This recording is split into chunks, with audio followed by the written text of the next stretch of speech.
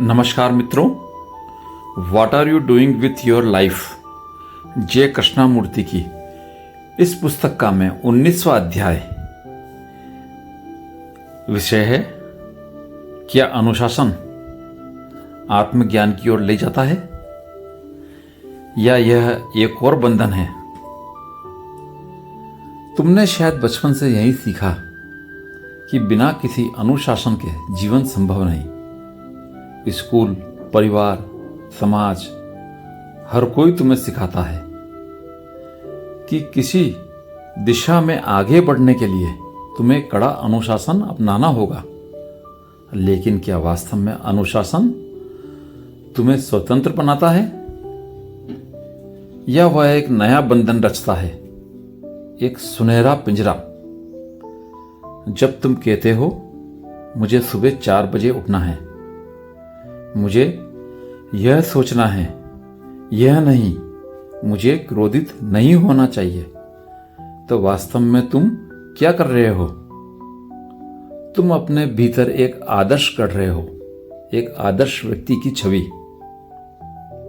और फिर उस छवि को पाने के लिए तुम अपने स्वभाव, अपनी ऊर्जा, अपने सच को दबाते हो।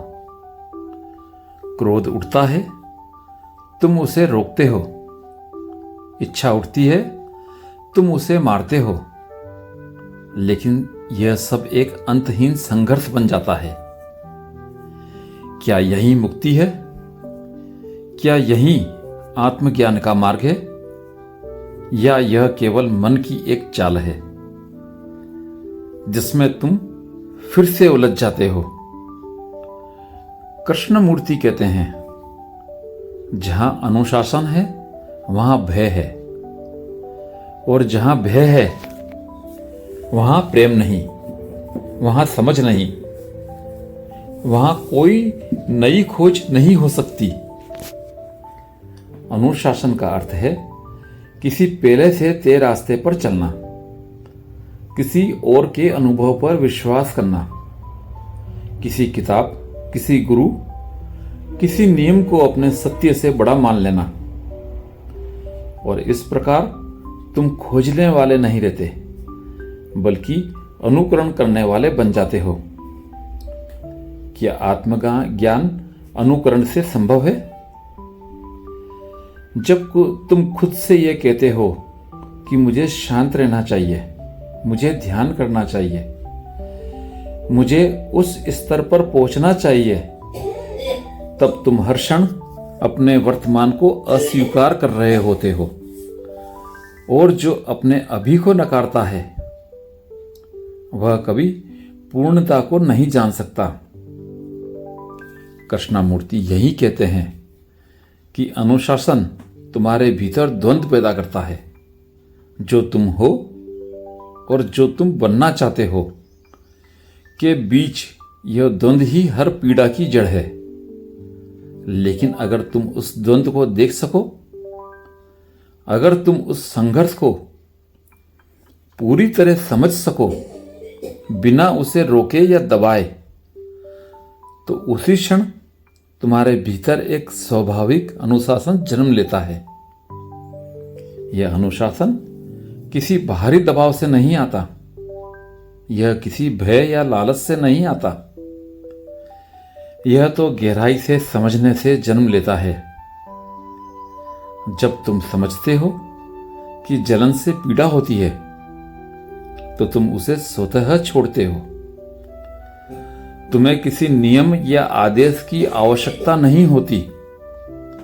जब तुम समझते हो कि झूठ जीवन को विषैला बनाता है, तो तुम सत्य बोलते हो।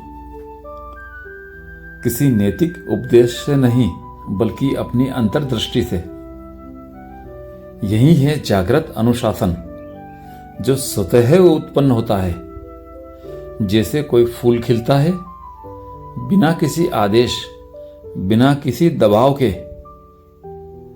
यह वह अनुशासन है जो स्वतंत्रता से जन्म लेता है और जो स्वयं स्वतंत्रता को जन्म देता है। तो अब सवाल यह नहीं है कि क्या मुझे अनुशासित होना चाहिए, बल्कि यह है, क्या मैं अपने भीतर की हर गति को पूर्ण रूप से देख सकता हूं, बिना उससे बदले, बिना उसे दबाए? यदि हां, तो तुम्हारे भीतर ही वह शिक्षा जन्म लेती है जो किसी ग्रंथ, किसी संस्था, किसी गुरु से नहीं आती। वह शिक्षा तुम्हारे भीतर ही उजाले की तरह फूटती है, और वही है आत्मज्ञान की पहली किरण। और यही अंत नहीं, बल्कि आरंभ है। अब हम चलते हैं कृष्णामूर्ति की इसी पुस्तक के 20वें अध्याय की ओर। विषय है, क्या शिक्षा का उद्देश्य केवल नौकरी है, या यह स्वयं को जानने का मार्ग है? शिक्षा शब्द जितना सीधा लगता है, उतना ही उलझा हुआ हो गया है समय के साथ। तुम्हें बचपन से सिखाया जाता है कि शिक्षा एक जरिया है सफल होने का, नौकरी पाने का, समाज में कुछ बनने का। लेकिन कोई यह नहीं पूछता, तुम्हारा कुछ बनना जरूरी भी है क्या?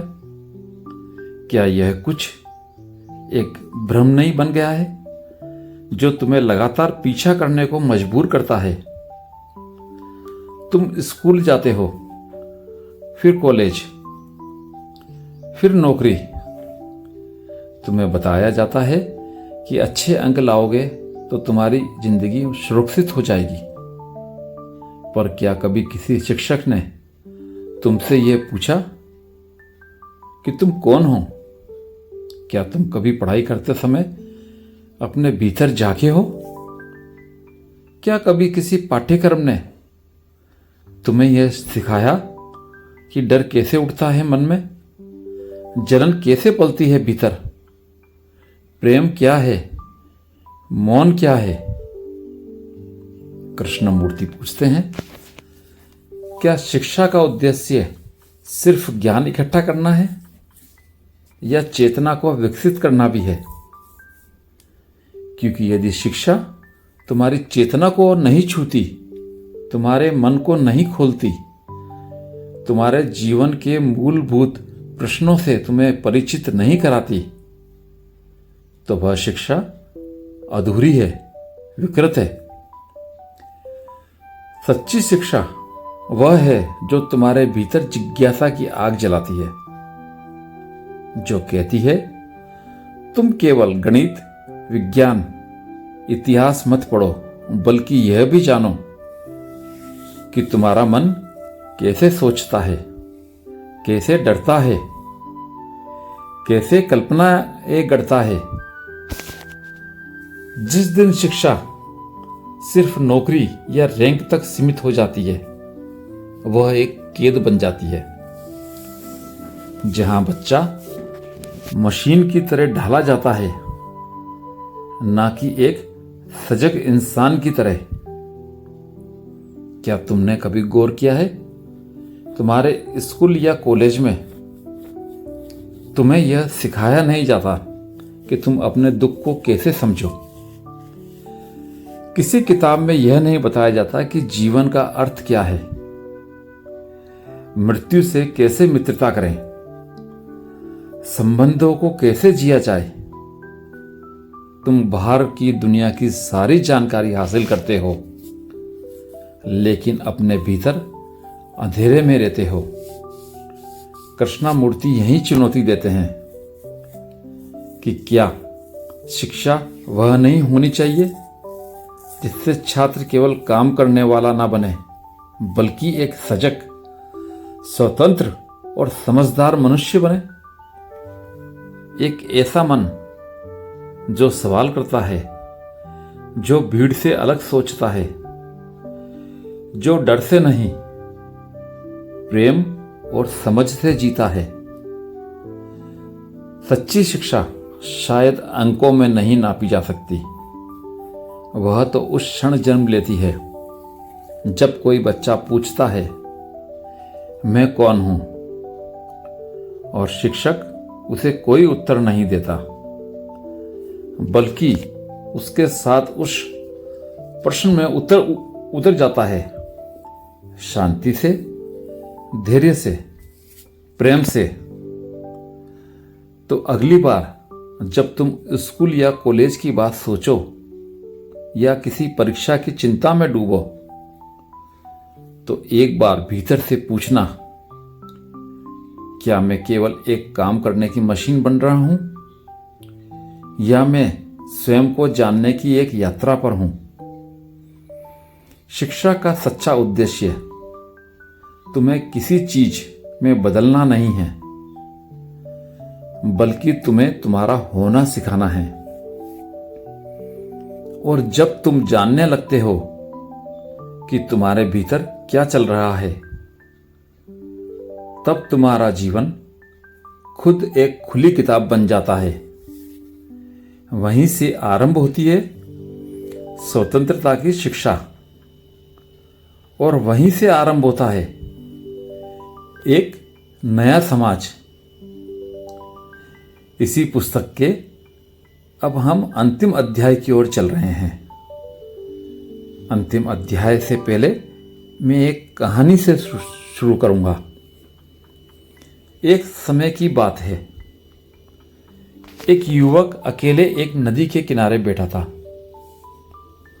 उसके भीतर एक बेचैनी थी जिसे वह शब्द नहीं दे पा रहा था। उसके पास सब कुछ था, शिक्षा, नौकरी, सामाजिक प्रतिष्ठा, लेकिन भीतर कोई ऐसी बात थी जो कहती थी तुम्हारा जीवन इससे कहीं अधिक हो सकता है। उसने अपनी आंखें बंद की और भीतर एक प्रश्न उठा, मैं अपने जीवन के साथ कर क्या रहा हूं। शायद यही प्रश्न हमें भी उठाना होगा, और यहीं से शुरुआत होती है उस यात्रा की जो हमें ले जाती है गहराई की ओर, एक ऐसी खोज की ओर जो किताबों से परे है, विचारों से परे है, और उस मौन तक पहुंचती है जहां सत्य अपनी संपूर्णता में खड़ा होता है।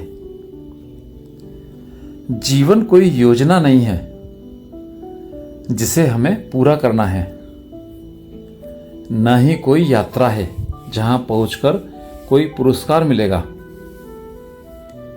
जीवन एक सतत धारा है। इस धारा में बहते हुए हमें समझना होगा कि हम क्या कर रहे हैं, क्यों कर रहे हैं, और वास्तव में क्या अर्थ है हमारे जीने का। जब हम कहते हैं कि हम कुछ कर रहे हैं, तो क्या हम जानते हैं कि वह करना किसके लिए है? क्या वह समाज की अपेक्षाओं से उपजा है, परिवार की आशाओं से, या भीतर से निकली एक मौन पुकार है?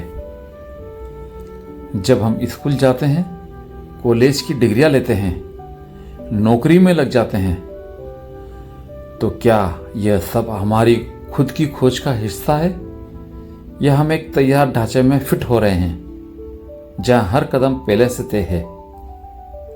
कृष्णमूर्ति बार बार हमें लौटा कर ले जाते हैं एक साधारण लेकिन तीव्र प्रश्न की ओर। क्या तुमने कभी यह देखा है कि तुम्हारे मन कैसे प्रतिक्रिया करता है?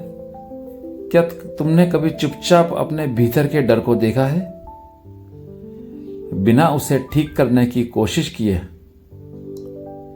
जब तुम अपने अकेलेपन से भागते हो प्रेम की तलाश में, क्या वह प्रेम है या एक भय से उपजी ख्वाहिश?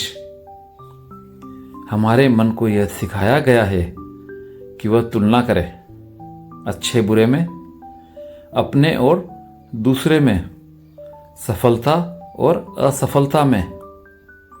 लेकिन क्या जीवन वास्तव में तुलना करने योग्य चीज है? क्या तुम्हारा जीवन किसी और के जीवन से कम या अधिक है? क्या यह मापना ही हमारी सबसे बड़ी उलझन नहीं है? शिक्षा का उद्देश्य क्या है? क्या केवल नौकरियां पाना या प्रमाण पत्र लेना?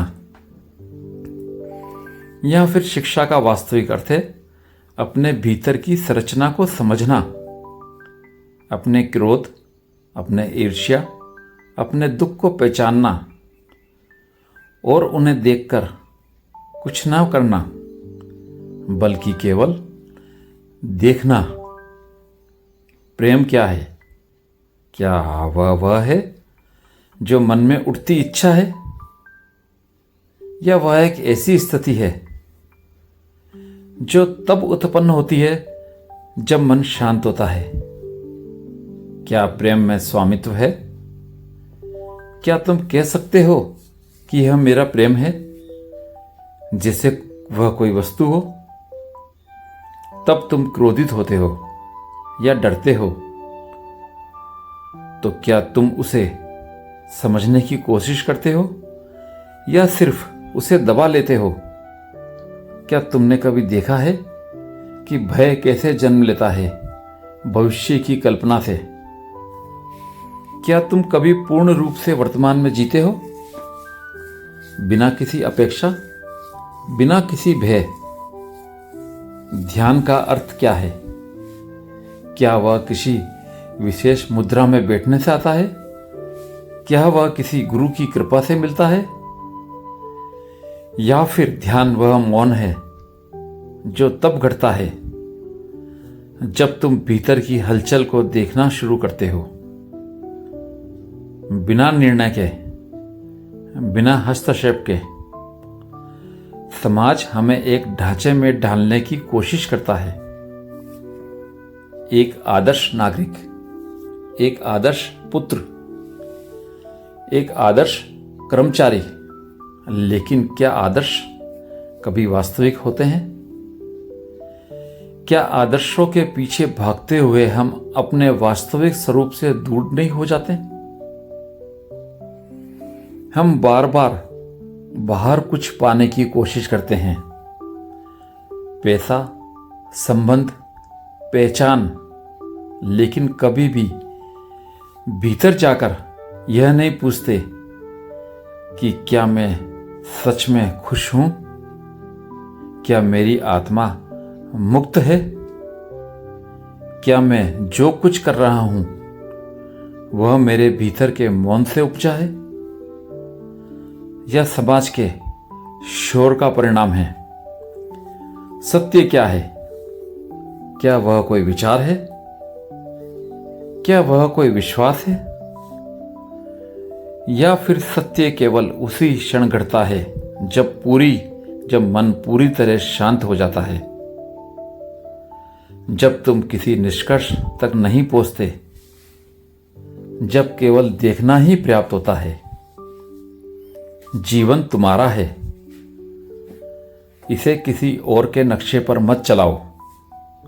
अगर तुम सच में यह जानना चाहते हो कि तुम अपने जीवन के साथ क्या कर रहे हो, तो पहले यह जानो कि तुम कौन हो, तुम्हारे भय क्या हैं, तुम्हारे सुख का स्रोत क्या है, तुम्हारा दुख कहां से आता है। और इन सब को देखने के लिए किसी और की किताब नहीं चाहिए, बस एक साहसी मौन चाहिए, एक सच्चा निरीक्षण चाहिए। शायद यही ध्यान है, शायद यही प्रेम है, शायद यही स्वतंत्रता है। जब तक तुम स्वयं नहीं जान पाते कि तुम क्या हो, तब तक तुम जो कुछ भी करते हो वह केवल किसी और की छाया है। और जब तुम जान जाते हो कि तुम क्या हो, तब तुम पाते हो कि तुम किसी परिभाषा में नहीं समाते। तुम वही हो जो अनंत है, जो अभी है और जो हमेशा से मौन में था। धन्यवाद।